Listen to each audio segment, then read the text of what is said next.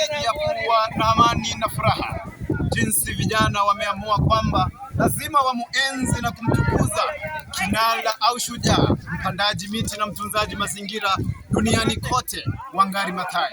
Vijana ambao wako chini ya programu ya Nyota Foundation wameamua kutengeneza jukumu na kusimama imara kwamba wanapanda miti ili kutunza mazingira. Jinsi mnavyowaona vijana kama hawa wameamua kwamba hawatanyamaza kutunza mazingira ya nchi ya Kenya. Mvua hata miti ni uhai, hivyo waliamua kufanya majukumu kama hayo. Hata mimi sikuachwa nyuma, niliamua kwamba mazingira ni uhai, hivyo na mimi nikaamua kupanda mti ili tuyatunze mazingira yetu. Hii itakuwa ni kama kumbukumbu kwa mazingira hapa ya shule ya upili ya Moi Nyabuhanse.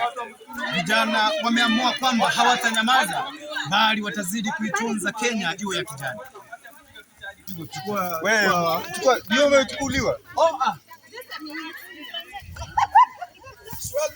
Licha ya hayo, vijana wengine bado walizidi kupanda miti. Walisema hapana, tuwezi nyamaza, lazima maeneo haya ya kijani yawe ya kijani sehemu zote, tuweze kuzuia mmomonyoko wa ardhi na udongo ili mazingira yetu yakuwe ya kupendeza. Katikati ya vijana hao waliokuwa wanahusika katika upandaji wa miti, ndugu yangu hapa alikuwa na ya kusema. Ndugu yangu, leo tumeamua kufanya jambo la maana katika nchi yetu na katika kaunti yetu ya Migori.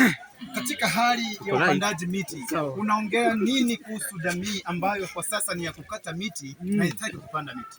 Kwanza mliojitokeza mmefanya jambo la heri sana. Fanya kwa upanzi huu wa miti. Nachekea nini? Tuko live. Kwanza katikati wao nichekesha.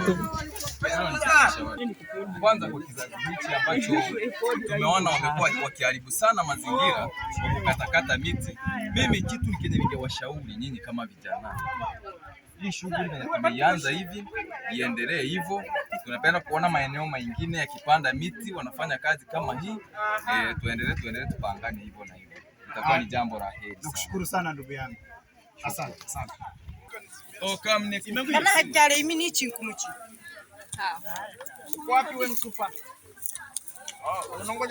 Huyu ni kiongozi ameamua, naye hataachwa nyuma, naye aliamua kupanda miti ili kutimiza malengo ya serikali kwamba tukikata miti tupande miti zaidi ya 2. Jinsi mnamuona ni kiongozi ambaye amesimamia hii program wakati huku sehemu za Kuria West. Nikiripoti katika runinga ya Nyota Foundation, Nite Aidan Johansen.